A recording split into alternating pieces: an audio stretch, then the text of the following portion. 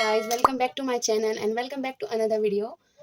आज हम करने वाले हैं स्टडी विथ मी और ऑल्सो ये वीडियो में मैं रिवाइज करूंगी और आपको टीचिंग भी करूंगी। Apart Wow! From that geography का रिवीजन पूरा करेंगे जो कि एसएससी सीजीएल में पूछता है। Complete geography for SSC CGL, then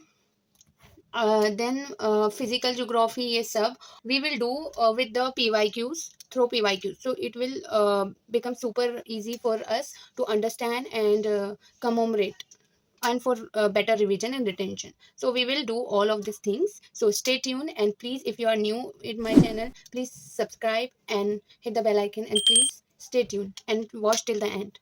So now we gonna start the lecture. तो आज हम ये 4 बुक से करेंगे। तो सबसे पहले ये है syllabus, official syllabus of SSC CGL. Then there is second thing would be atlas. हम बीच बीच में ट्राई करेंगे एटलास यूज़ करने के लिए, जो भी चीज़ें हमें रिटेंशन नहीं होती है तो एटलास बहुत अच्छे से हमें समझने में हेल्प करती है। तो we gonna use atlas for that matter. So एक मैप भी था उसमें, so we also use this.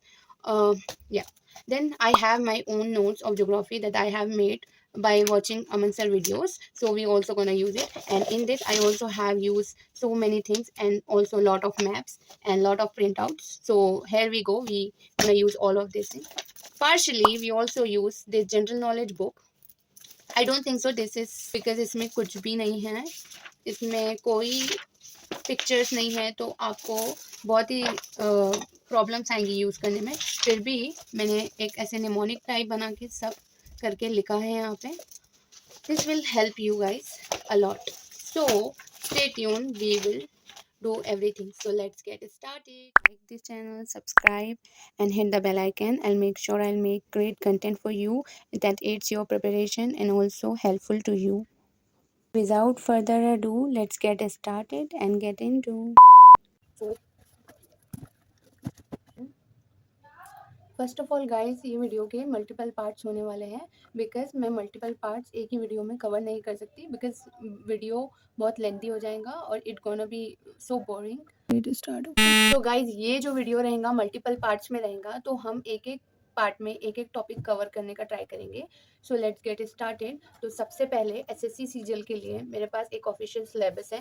तो सबसे पहले हम देखेंगे ज्योग्राफी का सिलेबस क्या है एसएससी सीजीएल के लिए।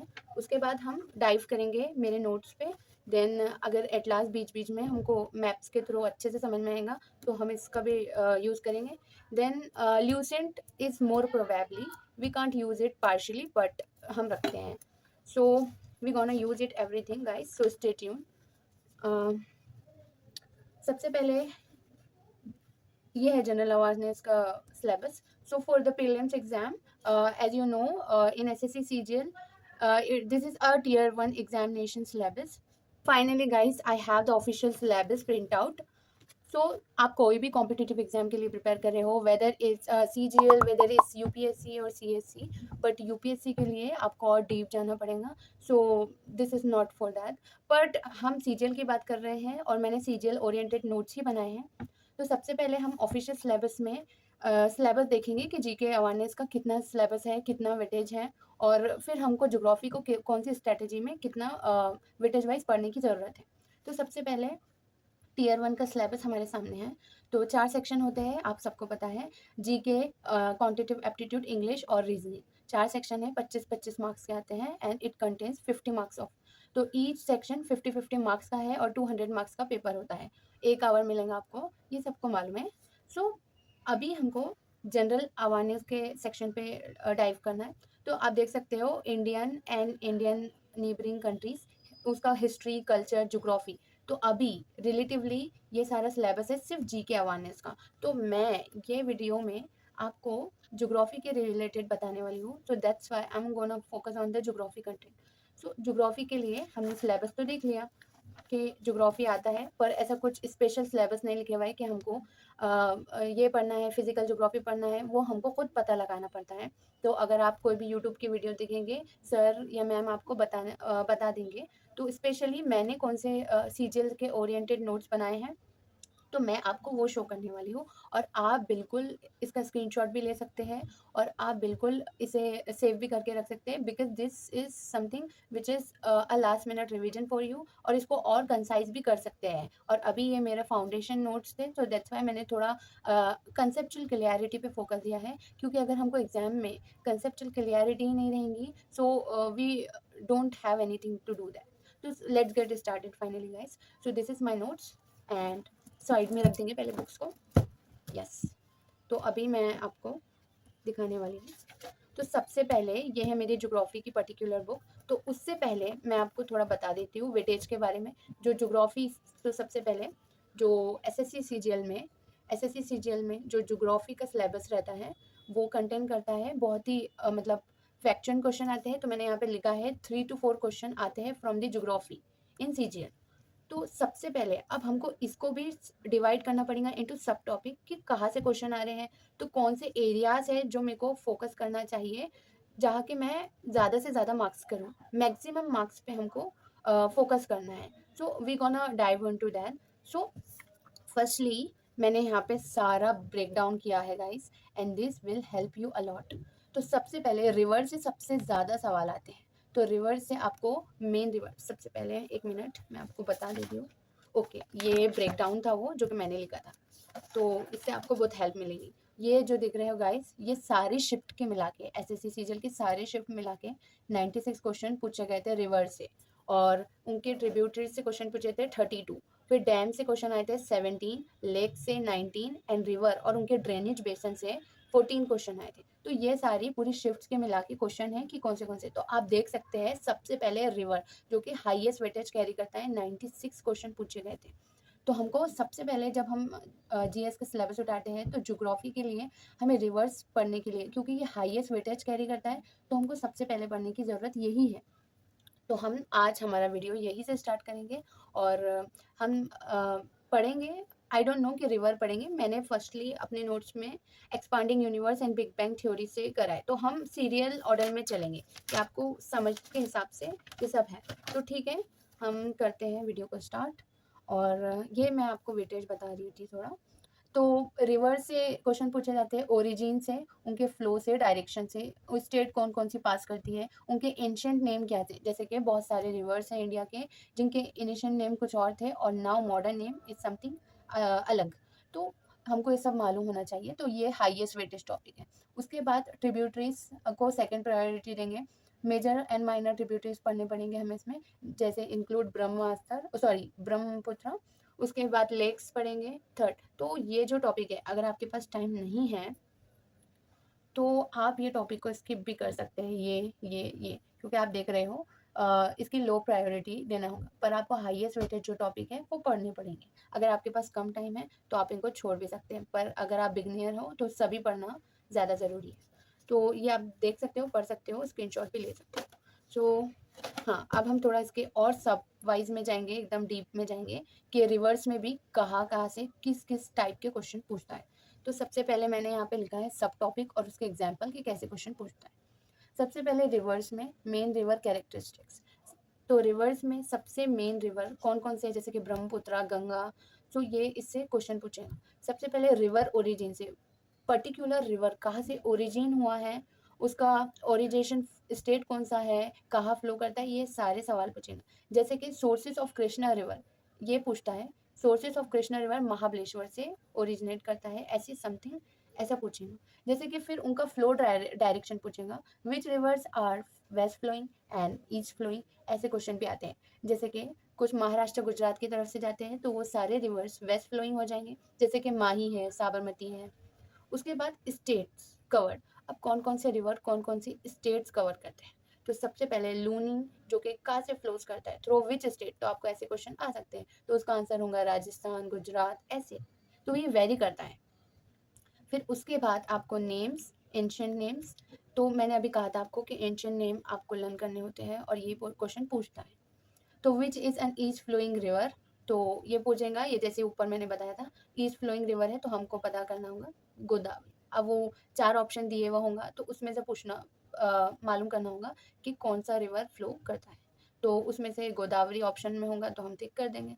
उसके बाद ट्रिब्यूटरीज पे सेकंड फोकस देना चाहिए। तो अगर मैं आपको ये बताऊंगी तो कुछ ज़्यादा ही वीडियो एक्सटेंड हो जाएगा, तो आप देख सकते हो सब मैंने अभी जैसा बताया है सब कुछ वैसे ही है। तो वैसे ही ट्रिब्यूटरीज फोकस पे ये होगा, फिर लोकेशन ऑफ डैम, ये सब तो मैंने कहा है आपको, आप इसको स्किप भी कर सकते हो अगर आपके पास टाइम नहीं है तो, नहीं तो आप पढ़ भी सकते हो इसको। उसके बाद ये है, ये वेटेज सब देख लिया हमने। उसके बाद हम अब आ जाएंगे guys finally complete geography for CGL and CHSL। तो सबसे पहले हमारा फर्स्ट टॉपिक है expanding universe and big bang theory. तो ये क्वेश्चन इससे भर भर के आते हैं। सो मैंने कैसा लिखा है वेटेज वाइज, जिससे ज़्यादा क्वेश्चन आए, लेक्चर देखते देखते सारे नोट्स बनाए हैं। तो सबसे पहले who propose the big bang theory. So George Lemaitre ने प्रपोज करा था बिग बैंग थ्योरी। उसके बाद who gave evidence for expanding universe. So सबसे पहले इसने थ्योरी प्रपोज करा था जॉर्ज लेमिएचर ने, और एविडेंस किसने दिया था उसको कि ये सही है, तो ये था एडविन हब्बल। तो आप देख सकते हो मैंने PYQ भी अटैच किया है यहाँ पे। ये यहाँ से पूछेंगे आपको who provide evidence for the expanding universe hypothesis also known as big bang theory. तो इसमें आप कंफ्यूज हो जाते हो, अगर आपने ये सब पढ़ा हो तो आप क्लियरिटी के साथ आंसर दे सकते हो। सबसे पहले आपको लिखना पड़ेगा एडविन हब्बल। तो यहाँ पे ये 3 मैंने टेबल कंटेंट बनाए हैं, जैसे कि एक्सपांडिंग यूनिवर्स ऊपर देखा हमने, बिग बैंग थ्योरी 1927 में जॉर्ज लेमिएचर ने, एडविन हब्बल, ये सब, और रेडशिफ्ट ऑब्जर्वेशन वेस्टर स्लीपर ने। तो ये सब करके आपको ऐसे ही पढ़ना पड़ता है जो कि एग्जाम ओरिएंटेड कंटेंट हो। फिर दूसरा क्वेश्चन है the term geoid refers to the shape of earth. तो ये जो जॉइड है ये एक शेप है जो कि अपने अर्थ का शेप जॉइड है। तो मैंने यहाँ पे लिख दिया है। तो ऐसा नहीं है गाइस कि आपको एकदम इंग्लिश में PhD करना चाहिए। आपको अगर हिंदी में भी समझ में आ रहा है और जो भी लैंग्वेज है आपकी मदर टंग है, तो आप ऐसा कॉर्नर में लिख सकते हो कि आपको कंसेप्ट याद रहे, क्योंकि अभी SSC CGL और डीप जा रहा है ईयर टू ईयर। तो आपको कंसेप्ट नहीं पता रहेगा तो you are not going to be answer that question. So you have to know the concept first. So geoid मैंने ऐसे लिखा है। और मैं आपको बताना भूल गई कि ये जो सारे नोट्स हैं मैं MCQ फॉर्मेट में नोट्स प्रेफर करती हूँ बनाना। इससे दो फ़ायदे, first of all PYQ analysis हो रहा है, दूसरा फ़ायदा है किस किस टाइप के क्वेश्चन SSC CGL पूछता है, फिर उसके ही नीचे उसका कंसेप्ट क्या है, इससे बहुत हेल्पफुल करेगा। आप भी ये ट्रिक आप देख सकते हो लगा कर। उसके बाद अभी हम थोड़ा जल्दी जल्दी करेंगे क्योंकि वीडियो बहुत ज़्यादा ही लंबी हो जाएंगी अगर हम इतना डीप में जाते रहेंगे। तो उसके बाद है what is the age of the earth. तो उससे ही टॉप यही क्वेश्चन से सब टॉपिक एक और क्वेश्चन निकला कि what is the age of the earth. तो 4.5 ये ऐसे फैक्ट्स है जो कि हमको नहीं पता रहता है, तो दैट्स वाई वी मस्ट के हमको नोट्स बनाने चाहिए। तो 4.5 billion is age of earth. उसके बाद क्वेश्चन नंबर 3 है a cloud of dust and gas inside a galaxy is called. So ये नेब्यूला है, मैंने यहाँ पे ऐसा कुछ पेंटिंग्स ही बनाई है। सो उससे मुझे रिकॉल रहेगा कि एक क्लाउडी डस्ट का पार्ट कॉल करता है नेब्यूला। सो ये मैंने करा है। The reddish appearance of Mars is due to. अब reddish appearance of the Mars क्यों होता है, because of the iron oxide. उसके बाद ट्विन प्लैनेट, अर्थ का ट्विन प्लैनेट कौन है, ऐसा क्वेश्चन पूछता है CGL, तो वो है वेनस। यहाँ पे मैंने लिखा है, इस पे नो मून है, अभी हम आगे देखेंगे। तो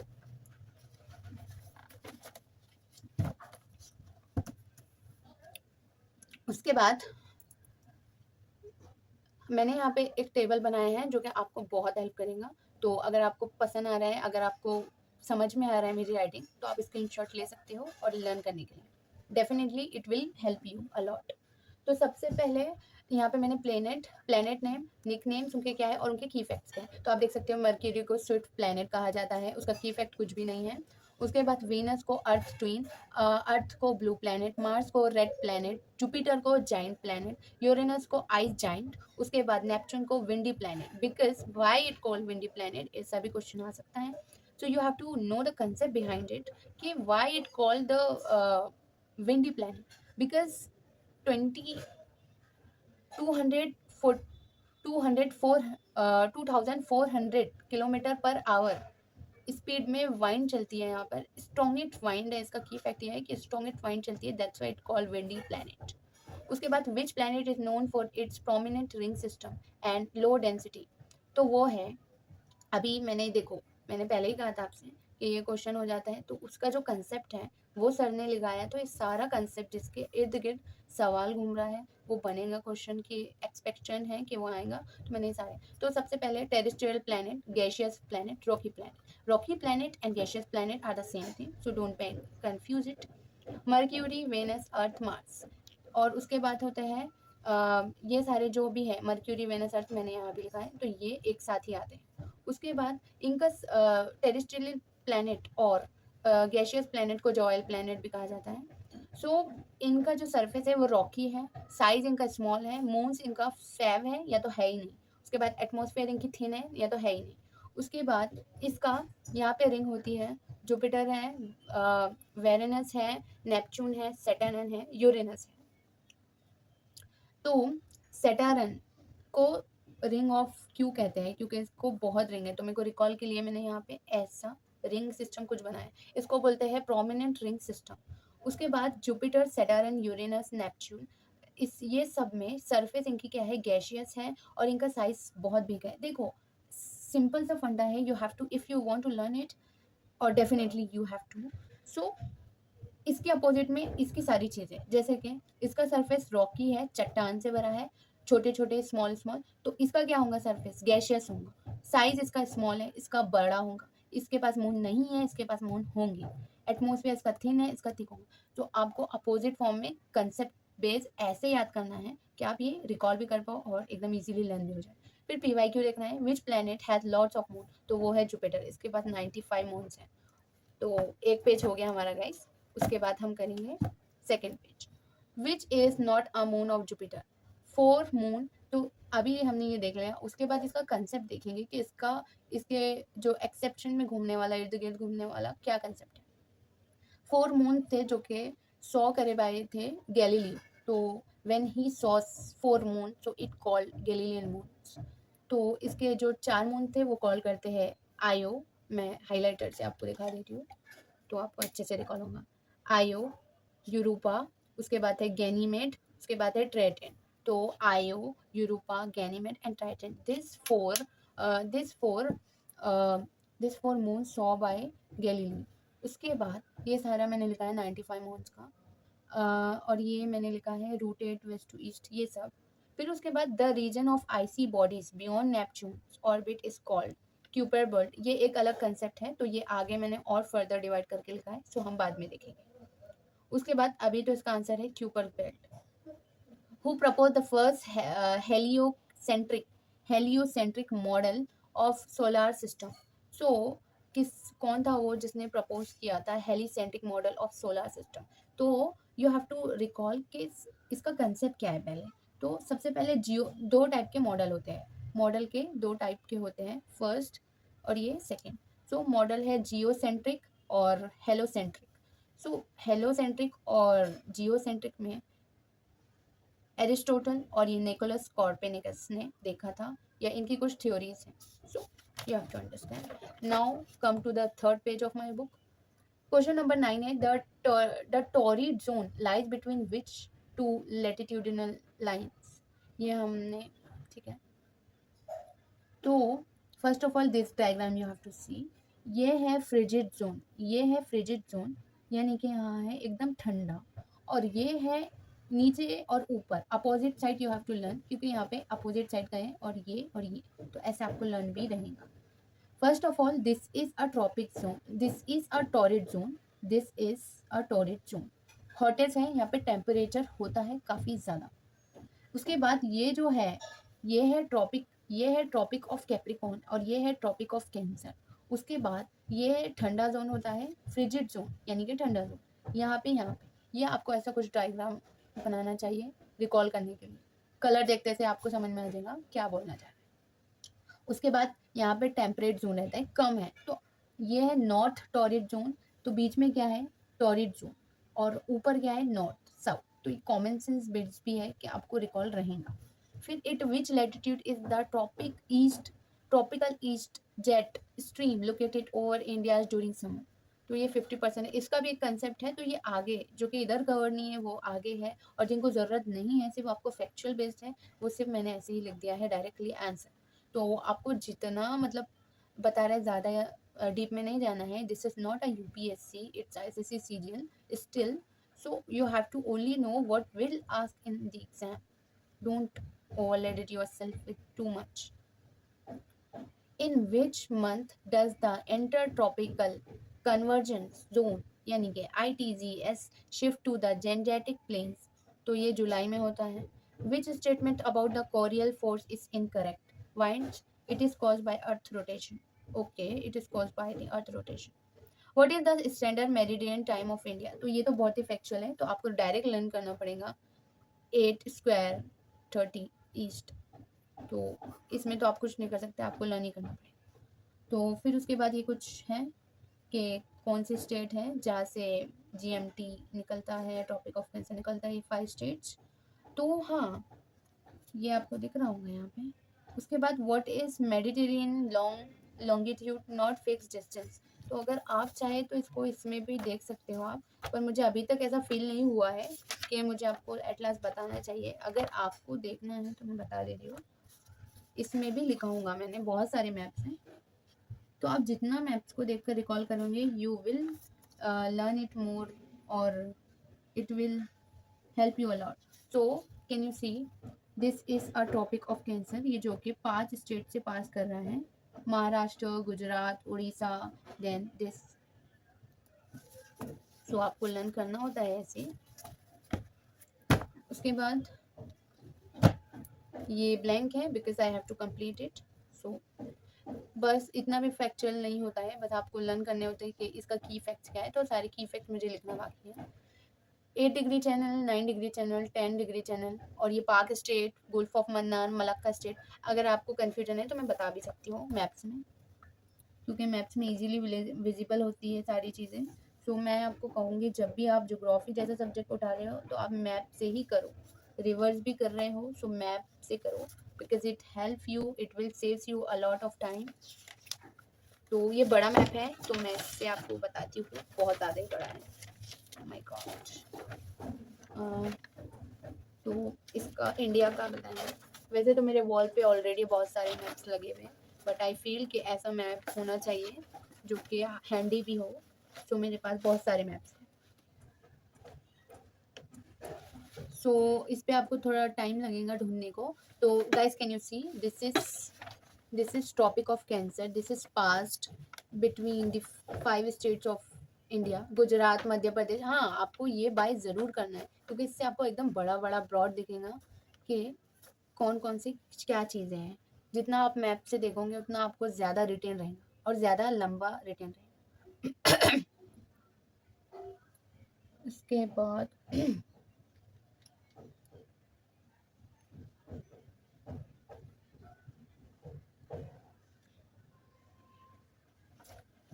तो यही है. फिर गुल्फ ऑफ मन्नार आपको फर्दर ढूंढना पड़ेगा यहाँ से.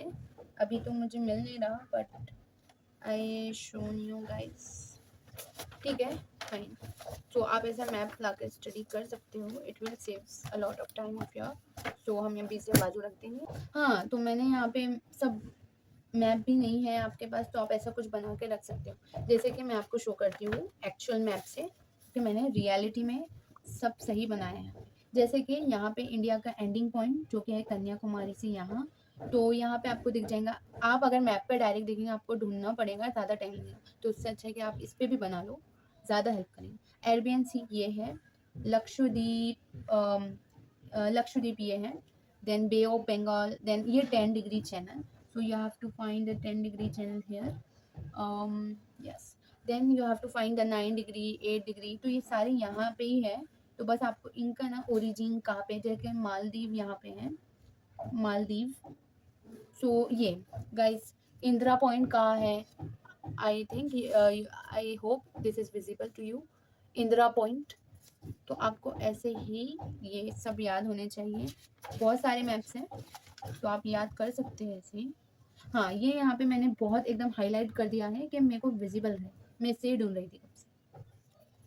सबसे पहले श्रीलंका, मालदीव, ये गोल्फ ऑफ मन्नार, ये मैंने यहाँ पर लिखा है गोल्फ ऑफ मन्नार. तो हमें दिख गया गोल्फ ऑफ मन्नार, ये मालदीव. आप भी ना ऐसे हाईलाइट कर दिया करें चीज़ें तो आपको ज़्यादा रिटेन आएगा. ये मरीन बॉर्डर है श्रीलंका से गुल्फ ऑफ मन्नार से मालदीव को कनेक्ट करती है। तो ये सब पूछता है, इसलिए मैंने हाईलाइट करा है। और ये 10 डिग्री चैनल ये है अंडमान सी से, ये यहाँ से ये 10N जहाँ लिखा है ये है 10 degree channel. Then marine borders, then Andaman and Nicobar islands, then land border of India. तो मैंने यहाँ पे हाईलाइट कर दिया है, इंडिया 7 कंट्रीज से लैंड बॉर्डर शेयर करता है। First of all Pakistan, Afghanistan, China, Nepal, Bhutan, Bangladesh, Myanmar. तो आप ऐसे हाईलाइट कर देंगे, it will saves a lot of time to you and या रिटेन में भी हेल्प हो जाती है। तो लेट्स बैक इनटू, मेरे को लग रहा है ये जो वीडियो है बहुत टाइम टेकिंग है और आई मीन ये वीडियो बहुत लंबी जाने वाली है बिकॉज ऑलरेडी बहुत बहुत हम चीज़ें डीप में पढ़ रहे हैं, तो ये वीडियो बहुत लंबी जा रही है, मुझे ऐसा फील हो रहा है। तो जहाँ पे हमें नया टॉपिक दिखा तो हम ऐड कर देंगे, ठीक है। फिर question number 15, the tropic of cancer passes through which state. हमने देखा है तो हम इसे रिपीट नहीं करेंगे। Which is the largest sea in the north Indian ocean. Which is the largest sea in the north Indian ocean. तो आप अगर आपको नॉर्थ इंडियन ओशन नहीं पता है तो आप इसमें रिकॉल कर सकते हैं, या तो एटलास ले लीजिए आप, इसमें एकदम आपको इजी वे में सारा का सारा सब है, सब में एकदम क्वालिटी बेस्ट है एटलास की। तो you the things will be visible to you very appropriately, so and correctly, so you have to purchase it. That's all. उसके बाद है which is the largest crystal plate on earth, the biggest। तो ये पूछ रहा है कि crystal plate on earth सबसे लार्जेस्ट कौन सी है। तो ये लिखा है मैंने कि दो, इसका कंसेप्ट अब इसका concept we have to know firstly. तो लॉरेशिया, गांधवाना, ये 2 टाइप के थे, फिर उसमें से 2 हुए। तो ये आगे और अच्छे से है। पहले एक ज़मीन का टुकड़ा था, आई मीन एक टुकड़ा था, तो फिर उसके 2 टुकड़े हुए, लॉरेशिया, गोंडवाना, फिर ये सारे कॉन्टिनेंट्स बने, सब डिवाइडेड हुए। तो हमको ये देखना है। उसके बाद the biggest plate is Pacific plate. तो यहाँ पे देखिए मैंने कितने एप्रोप्राइट तरीके से लिखा है और ये बहुत अच्छा होगा आपको। तो I gonna highlight it more visible to you. सबसे पहले पैसिफिक प्लेट, उसके बाद north American plate, Eurasian plate, African plate and then Antarctic plane. उसके बाद है Indo Australian plate, South American plate. तो ये सारी 1 2 3 4 5 6 7 प्लेट्स है, you have to learn it. और सबसे छोटी है South American plate, so you have to learn it. उसके बाद ये है, मैंने कुछ मैप्स ड्रॉ कर दिया है कि मुझे याद रहे कहाँ कौन सी प्लेट है। तो आप इसको सीधा वर्ल्ड का मैप देखकर अच्छे से लर्न करती हो। I gonna show you through my map, it will help you and concept building में बहुत इंपॉर्टेंट होता है मैप्स के थ्रू देखना। ये बहुत बड़ा है, ओ माय गॉड। सो देखो कितना अच्छे से हमें विजिबल है। और अभी हमको प्रीवियसली हमने देखा था क्वेश्चन नॉर्थ अटलांटिक ओशन के बारे में, तो 7 ओशन अच्छे से यहाँ पे आर्कटिक ओशन, नॉर्थ पैसिफिक, तो आपको अच्छा रिटेन भी होता है मैप से। तो ये सारी प्लेट्स हैं, यूरेशियन प्लेट, ये सारा कॉन्टिनेंट सब कुछ। तो हम इसको बंद कर देंगे अभी। उसके बाद ओके सारी वही है। The peninsular plateau of India was originally part of which supercontinent? So सबसे पहले हमको पता करना पड़ेगा। तो मैंने क्या कहा था अभी आपको, ये लर्न होनी चाहिए कि पेनिनसुलर प्लेटो किस रीजन का पार्ट है, कौन से है। तो ये CHSL 2024 में पूछा गया था, गोंडवाना का है। तो आई हैव रिटन दिस। फिर who first suggested that continent were not always in their present position. इसकी ये भी एक थ्योरी है that is propose by someone, Alfred Wegener. So you have to learn it, in surety है कि this will gonna ask in every exam. Given a continental drift story sorry. So इसलिए आपको ये सब लर्न करना होता है। Then who publish the history of ocean basins introducing sea floor spreading. So the who first suggested that, okay, who published the history of, सबसे पहले पानी पी लूंगी थोड़ा।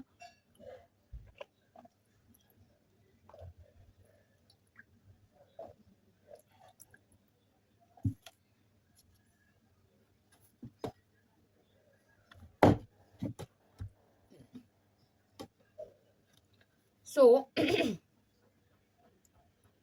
who published the history of ocean basins? पे एक chart के format में कॉनार्ड मोरोविक, और ये जो भी है मुझे तो बोलना नहीं आ रहा, लेहमान, गोटनबर्ग, ये सब क्या होता है, इनका एकदम पेंटिंग टाइप बना दी जिससे मुझे रिकॉल रहेगा. दैट्स वाई आई हैव ये चार्ट भी है जो कि मैंने बनाया है. That will aids my preparation. So yes. Then the process of gases, the process of gases being released from earth interior through volcanic activity is called. तो वो आपको डायरेक्ट फैक्चुअली लर्न करना पड़ेगा. ऐसे प्रोसेस को हम डीग्रीसिंग कहते हैं. तो चार टाइप के ऐसे सबडक्शन रहता है, आई मीन चार टाइप के ऐसे टाइप रहते हैं, डीग्रेसिंग, फॉल्टिंग, रिफ्टिंग, सबडक्शन. ये सब वर्ड्स क्या होते हैं तो मैंने यहाँ पे लिखा है सब डिवीजन में. सबडक्शन क्या होता है? सबडक्शन यानी कि कुछ टूट जाना. वॉल्केनो में यानी कि ये वॉल्केनो है, समथिंग काइंड ऑफ वॉल्केनो, और टूट के उसमें ही वॉल्केनो के अंदर ही गिर रहा है. So that's called subduction. So floating यानी कि दरार पड़ना, कोई चीज़ है उस पर दरार पड़ रही है तो it's called faulting. So I also not pro in geography vocab, but you have to write down over your mother tongue. Okay. The Pacific Ring fire is primarily associated with dash. So coral reef तो नहीं हो सकता because it's another concept or another sub heading. Tropic और tropical rain forest ये भी यहाँ पे नहीं आएगा. बिजार्ड हमको तो उसके बारे में पता नहीं है तो we gonna cut it. Volcano ये कॉमन सेंस बेस्ड भी है कि रिंग ऑफ फायर की बात कर रहा है, तो वॉल्केनो और अर्थक्वेक के अगर हमें नहीं भी आता तो हम यही टिक करेंगे. Then a section of an active fault that has not produced earthquake recently is called seismic gap. It's called seismic gap and ये एक potential danger zone में है जो कि seismic gap कॉल करता है. अभी शांत, अभी ये शांत है. यानी कि इसका मतलब क्या होता है seismic gap का, तो मैंने यहाँ पे लिखा है ये. फिर उसके बाद earthquake caused by chemical or nuclear explosion are classified as tectonic earthquake, explosion earthquake और वॉल्केनिक अर्थक्वेक इंटोरिस. ये आप कहेंगे अब कि मैंने ये सारे ऑप्शंस क्यों लिखे रखे हैं यहाँ पे, डायरेक्ट आंसर्स क्यों नहीं लिखे. सो जहाँ जहाँ मुझे लगा कि मुझे डायरेक्ट आंसर लिखना चाहिए, but I also have written somewhere options in my note because कि इट्स माई क्लियरिटी कि एसएससी सीजीएल कौन कौन से ऑप्शन भी देता है और वो ऑप्शंस का भी क्या कंसेप्ट है कि वही ऑप्शन से ना क्वेश्चन उठा के पूछ ले. So this will also a smart trick to learn something else and that aids you. Okay. अब यहाँ पे है types of earthquake. Earthquake. Okay. Types of earthquake. So tectonic, volcanic, explosion and collapse. तो ये सारे मैंने लिख दिया है. फिर the gulf of Mannar is located between, ये थोड़ा इजी क्वेश्चन था, तो southern eastern tip of India and western India. जैसे मैंने पहले भी बताया है आपको, गल्फ मन्नार का मैंने इसमें शो भी किया है आपको वर्ल्ड मैप पे कि कहाँ पे शो करता है. फिर भी मैंने बार बार अपने आप को रिकॉल करने के लिए पेंटिंग बनाया है, एटलास में देखा है, कभी मेरे वॉल मैप्स पे देखा है, कभी इस पर देखा है. कि मुझे रिकॉल रहे ultimately. That's the my motive. So which is the largest inhabitant riverine island. अब रेवराइन आइसलैंड क्या होते हैं तो इसका भी कंसेप्ट मैंने यहाँ लिखा है, don't worry. Okay. In the world. Majuli कैसा नाम है, मजूली. ओके. आसाम में है ये मजूली, ब्रह्मपुत्र नदी पर है. ये मजूली जो है आसाम में है और ब्रह्मपुत्र नदी में है, नदी पर है. तो ये मजूली जो है ना, तो रिवरेन आइसलैंड बोले तो ऐसा कोई जैसे कि ये मजूली आइसलैंड है, ऐसा कोई यहाँ पे मैंने बनाया ऑलरेडी, ऐसा कोई आइसलैंड जो कि चारों तरफ से पानी से घिरा हुआ है. तो मुझे ये शो करने के लिए, आई होप दिस विजिबल, कि ये चारों तरफ से पानी से घिरा है. दैट्स वाई ये ब्रह्मपुत्र रिवर, ये इंडिया का मैप, यहाँ से ये कंसेप्ट, यहाँ से मजूली आइसलैंड चारों तरफ से आप देख सकते हैं ये पानी से है, तो that's why it called riverine island. I hope it's clear. फिर यहाँ पे मेरे को प्लेटो नेम लिखना है, that's why I have left some space. Which animal is primarily used for transportation in the Andes mountain? Llamas. In which year was Project Tiger launched? Project Tiger launched in 1973. So तो यहाँ पे मैंने वही लिखा है कि largest.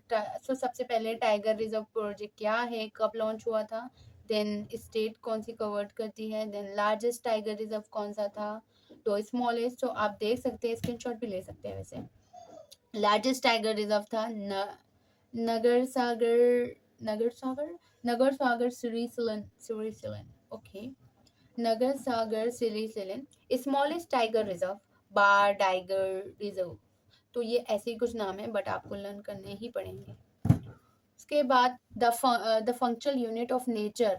The functional unit of nature where living and non living component interact. I think guys कि दूसरा टॉपिक स्टार्ट हो गया है. तो हमारा जो टॉपिक था हमने वो टॉपिक फिनिश करा है, जो कि था गैलेक्सी एंड सोलर सिस्टम. तो जो भी हमने क्वेश्चन देखे वो सारे PYQ SSC सीजन में पूछे गए हैं, और ये सारे न्यू टॉपिक हैं. तो we will do in the next part of this video, और रिवर्स भी करेंगे. सो स्टे ट्यून, हम सब करेंगे. अभी बहुत सारे नोट्स बाकी है और we have to do it one by one. So अभी हमने ये देख लिया है. सो ये इतना ही था इस वीडियो में. If you like this video please make sure you subscribe this channel. And if you want, मेरे पास अभी पॉलिटी के भी बहुत सारे नोट्स हैं, UPSC के, और बहुत सारे हैं. So if you want like this we do also revision. Want other video of polity notes and also the like this revision, so please comment me and I will make sure I will make that video. And the bye, milte hain next video mein in the next one.